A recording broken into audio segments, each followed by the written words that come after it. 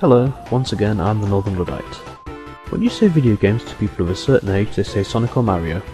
These were the two main mascots back during the first major video game war.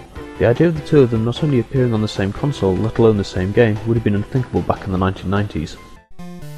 Mario had effectively become the Nintendo mascot back in the 1980s. Originally a carpenter called Jumpman in Donkey Kong, he was slowly evolved into the public face of the NES.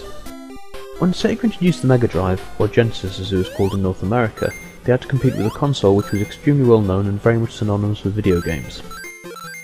The early releases were predominantly arcade conversions and sports games, but Sega also licensed other famous intellectual property to try and become an established name in the US. As well as buying a license to make games based on Disney characters, they also paid sports stars and even Michael Jackson to allow them to be featured in their games. This worked to a point, but what Sega really needed was a Mario, a character that stood for and embodied everything Sega were trying to make the new console out to be. That character was Sonic. Sonic the Hedgehog was released on the Mega Drive in 1991. Designed by a team led by Yuji Naka, this game tried to prove that Sega does what Nintendo don't. The colours were brighter and more plentiful, the sound much higher in quality, but more than anything else, it was fast. The NES had pretty much everything possible wrung out of its processor, and while it wasn't exactly slow, it wasn't exactly fast, while Sega built their 16-bit machine around raw pace and adrenaline gameplay. This, coupled with the character's hip attitude, made him stand apart from the family-friendly and slow Mario. Of course, while Sonic was created to be a mascot for the Mega Drive, Sega already had an 8-bit console which had done pretty well for itself. While the Master System hadn't done particularly good business in North America, it had been a big success in Europe, and especially in Britain. The money Sega made in the UK through its distribution deal with Virgin was what made Sega want to have another go at taking over the home market in North America, very much the biggest market there was. While Nintendo had provided some support for the NES after the introduction of the SNES, it tailed off pretty quickly as Nintendo shepherded their customers towards the SNES. Sega continued to support the Master System well into the mid-90s, although a big part of this was down to the fact that it was very easy to convert Game Gear games to it, while converting Game Boy games to the NES wouldn't have been worthwhile.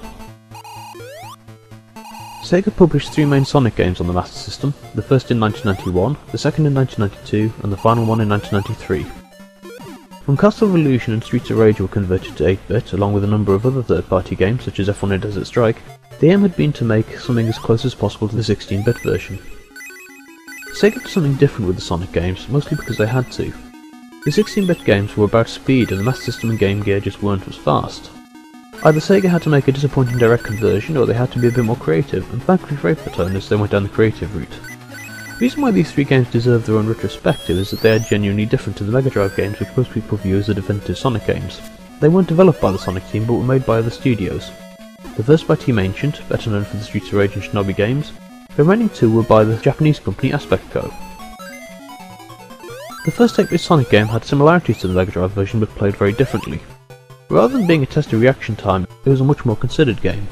It was also far harder. The Mega Drive version had often been criticised for being too easy, but no one can accuse the 8-bit version of the same thing. First of all, when you get hit you lose all your rings but can't pick them up again. Once they're gone, they're gone. Secondly, rather than collecting the Chaos Emeralds through special stages, and therefore having multiple chances of collecting them, there is 1 emerald in each level. Usually in Act 2, the Chaos Emeralds are increasingly well hidden, and sometimes require a leap of faith in order to be able to reach them. Unlike in the Mega Drive version, if you don't find it by the end of the level, then you aren't going to get a second chance. There are also fewer restart points. Each level has 1 or 2 monitors with an arrow pointing downwards. Now, the levels are shorter than on the Mega Drive version, but it still means you're more likely to end up back at the start when you lose a life. In order to get to continue, you need to complete an Act 1 or 2 with 50 rings. This takes you to a bonus stage where you have a minute to find the continue and then get out. They sound straightforward, but these bonus levels are not easy to negotiate. You spend most of the time bouncing on various springs, and it is very easy to run out of time. As well as special stages, Chaos Emeralds and the inability to collect rings you have dropped, there is another difference to the 16-bit version, and that is the actual gameplay. The 16-bit version has 2 acts which you charge through quickly, and then a 3rd act which ends with the boss battle. In most of the 8-bit levels, the first act is more or less the same kind of thing, a quick charge to the end, but Act 2 and 3 are very different. For instance, in Green Hill Zone, instead of heading from left to right, you have to climb up through a hill. In the second act of Bridge, you have to try and keep up with the screen which scrolls at a fixed rate, something that wouldn't be so tricky if you didn't have a number of sections where the floor falls away once you've trodden on it. In Act 2 of Jungle, you have to climb up a waterfall, but if you hit the bottom of the screen you lose a life, as each time the screen moves up it locks itself off. Act 3 is the boss. If you're lucky you'll be able to find a shield, but mostly you'll have to get through without getting hit as you're unlikely to find any rings. There are of course lots of similarities with the 16-bit version of the game. A number of levels from the Mega Drive are reimagined for the 8-bit versions. These include Green Hill Zone, Labyrinth and Scrap Brain. You also see a fair few enemies which you'd recognise from the 16-bit adventure, such as motorised fish, wasps, caterpillars and crabs. The highlights of the game for me include the map, which you get to see at the start of each level, which shows you where you are on the island in which you're trying to get through. It's a nice little touch, nothing which alters the gameplay, but it is fun. The music is also very enjoyable. This may only be an 8-bit game, but the composer did a good job and there are some very catchy tunes.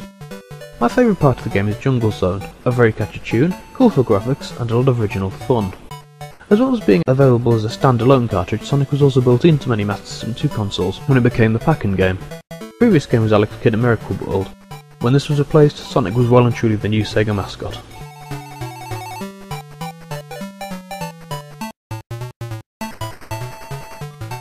The second 8-bit Sonic game was substantially different from the Mega Drive version. While the original title had tried to capture the main points of the 16-bit version, this time Sega did something different.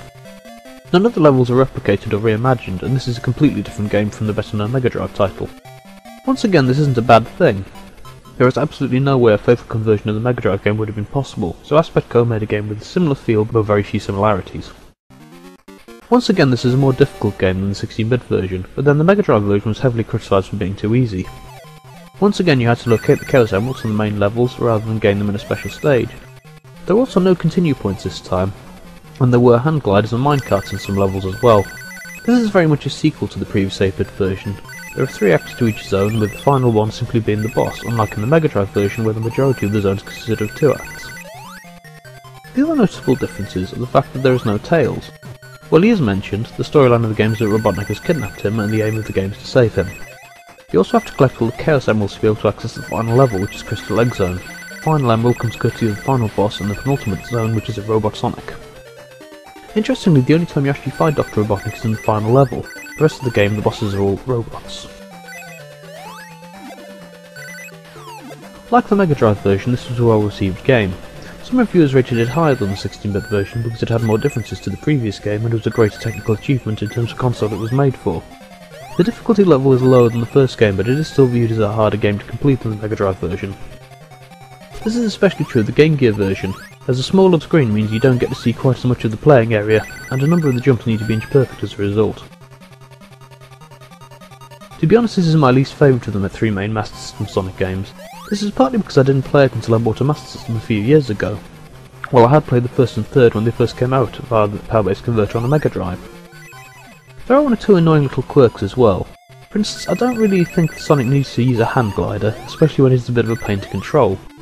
The level with the hand glider is also not one of my favourites. Act 2 of Sky High Zone suffers from the invisible platform problem, where there are clouds you can walk on, but you struggle to see which ones these are, and which are just background art. I do like the boss battles as they're quite original, especially the sea lion with the exploding inflatable nose. Overall, if you own a Master System, it is worth having a copy, but unless it holds particular nostalgia value, it probably isn't worth downloading on the Virtual Console.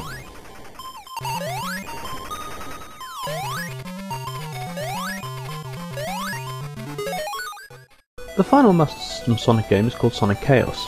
It was released in 1993, something which gave Master System owners something to brag about to Mega Drive owners, as Sonic 3 was delayed until early 1994.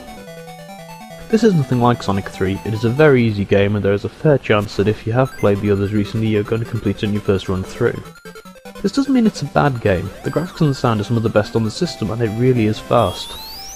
This is rather well emphasised by the fact the game calculates your average speed through the first 2 acts of a zone in kilometers per hour. It's a nice little touch, but the sheer pace does mean you can sometimes run off the edge of something. You can either play as Tails or Sonic. Tails has the ability to fly, and Sonic has been given both the super spin and also the ability to speed up by running on the spot. To my knowledge, this is the only game which took this ability from Sonic CD and reused it, but there isn't a great deal of points in this, as if you super spin you can destroy an enemy, while if you run into them you lose all your rings. Another little addition is that Sonic can also collect rocket boots. They aren't unlike the super sneakers, only you get to fly. The downside is, it isn't unknown for you to end up flying off the edge of the cliff and then get stuck, waiting for the power-up to wear off so you can die and start again. In this game you collect Chaos Emeralds by completing special stages. These stages are accessed by collecting 100 rings in an act. This does shorten the game a bit though, as once you complete the special stage you go to the next act and miss the rest of the one you walked from.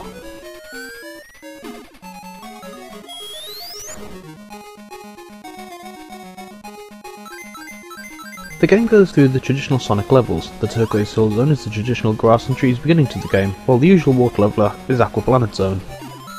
You also have the normal mechanical level, which is Gallopolis Zone, as well as the Mecha Green Hill, which is a nice touch. Bosses aren't exactly that tricky. In fact, all you have to do on the Mecha Green Hill boss is simply to land on his head and keep bouncing on it. You can also collect rings on the third act of a zone, which means no one-hit death in your boss battle. The best way to approach this game is to view it either as something to just pick up and play for a bit, or as a good introduction to Sonic games for a younger player. By 1993, the Master System was increasingly aimed at younger players as a kind of kids' first Sega. A budget console with a good selection of games, but more for children than the Mega Drive, which was very much aimed at an old demographic. It was of course also released on the Game Gear, again with a shrunken down screen size.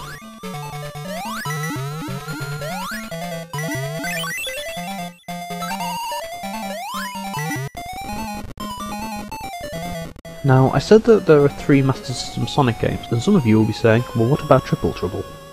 Well, living in the UK, we didn't get this game on the Master System. It was originally previewed in all the games magazines at the time, but while it was released on the Game Gear, the Master System version never made it out of Japan. This was largely because Sega was still trying to keep the Game Gear going, but by 1994 it was getting ready for the Saturn, and so the Master System was more or less cut adrift by Sega, with the majority of games being by third-party developers and publishers. While part of me wants to include this game in this retrospective, I haven't played the original Master System version, only an emulated Game Gear version from the Sonic Gems collection, so I don't think I really should. This brings me to an interesting point. The first 2 Master System Sonic games are reasonably easy to track down on eBay. In fact, the first is built into a lot of Master System 2s. Sonic Chaos is also reasonably easy to find. It was a major release at a time when fewer and fewer games were being made for the console, so a fair few people bought it. Sonic Triple Trouble. Well, as it wasn't released outside of Japan, you're gonna have a job finding it. In terms of emulation, the first 2 games have appeared on the Sonic Gems and Sonic Mega Collection plus compilations as unlockable extras, only not as Master System games but as Game Gear versions. I have no idea why Sega decided to put shrunken down versions on a console when you could have a full-size console version. Although these games are available on the Virtual Console, I do get the impression that Sega prefers the Game Gear to the Master System, and I find this rather sad. While the games were usually exactly the same on the Game Gear with only shrunken down graphics are different, it does seem silly not to make the Master System version the default format of the 2 for re-releases, as they do look better on a television screen. Well, that was another not exactly exhaustive retrospective on a classic trilogy of games. I'm the Northern Luddite, and I'm off to enjoy some Blue Hedgehog chaos.